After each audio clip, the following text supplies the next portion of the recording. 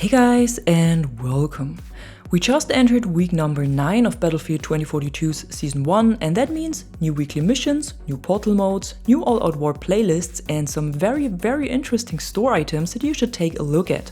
But let's start with the weekly missions as usual. In general, I would say that this week's missions are pretty easy and should be doable for all players, cause they're again very focused on infantry, spottings and kills. So in the first section you need to do 15 spottings with Pike, Rao or Casper, resupply 10 teammates with ammo and do 7 hipfire kills.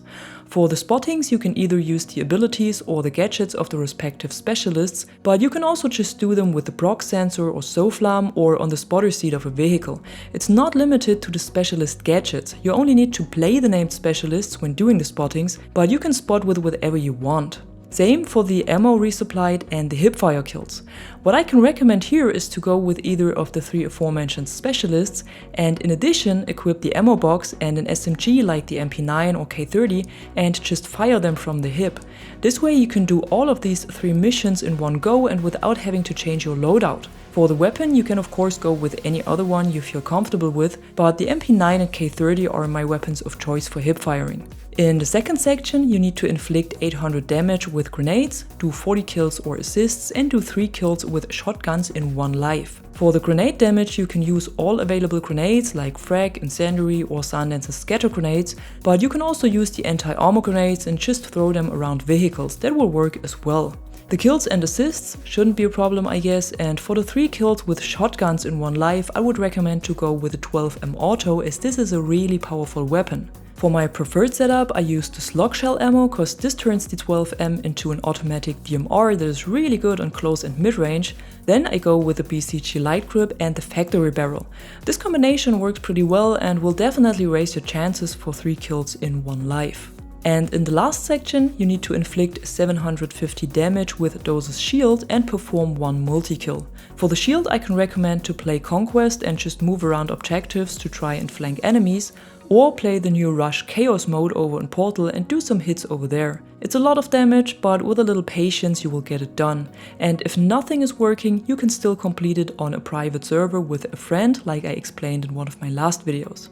For the multi-kill I can recommend to use the XML missile launcher against helicopters and either Sundance or Rao. My preferred strategy is to throw one of Sundance's anti-armor grenades so they lock onto the heli, which will force the pilot to activate the flares, then count them down until 5 flares have been fired and instantly lock onto the heli and fire the launcher. Then lock on again right away and fire the second one. This way you should have a heli down pretty fast and the multi-kill is yours.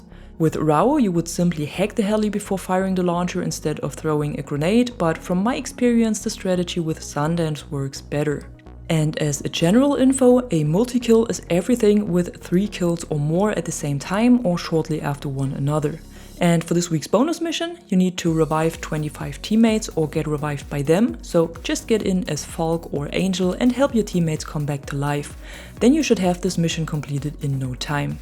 Over in Portal, the mode rotation has changed once again, and this time we got Squid's Chaos, which is a 128 player rush mode, but with reduced access to specialist gadgets and indeed very chaotic, but also great to try and get the damage with Doze's shield like I mentioned before. Then there's Flashback Conquest, the well-known Conquest mode on the 4 Bad Company 2 and Battlefield 3 maps, and Hardcore Team Deathmatch, a 16 vs 16 TDM with increased damage and limited HUD. In All Out War, we also got a new playlist and that one is called 0 Hour Conquest. It replaces Exposure Conquest and includes the new reworked Kaleidoscope map and Exposure, so you have a higher chance to take a look at the new map but still have access to Exposure. The other playlists are still the same and also Exodus Conquest is still available. In the item store, we got 3 new bundles this week and all of them contain some new items, but also some items that were available as weekly mission rewards during the pre-season of the game. So in the Prime Ascendancy bundle for example, you can find the Farstrike skin for the SWS-10, the Crow skin for the Nightbird, the Low Poly weapon charm and the Dealmaker weapon skin for the PP29. All of these have been available as rewards for former weekly missions, and if you have completed all of them you should have these items in your inventory, so the price of the bundle is lowered for you. And that's the same for the Back in Black bundle, where you can find the Gwizzen skin for Pike for example, or the Permafrost bundle that includes the Snow Blaster skin for the SFAR. That means only some items like the Nanook skin for Boris are new in these item bundles, but it also means if you missed out on some of the weekly mission rewards and you would like to have one of them, you are now able to buy them with Battlefield coins. In addition, there's also another free item in the shop this week that you can just claim to add it to your inventory, and that's a headgear called Blast Proof and is available for the specialist Boris. And last but not least, we also got a new reward for all EA Play subscribers, no matter if you have the basic or pro subscription on PC or console. And this month it's a universal weapon skin for all weapons in green digital camouflage. And that's it for today. If you enjoyed this video, be sure to drop a like or a comment below and subscribe to the channel to stay tuned for more content like this.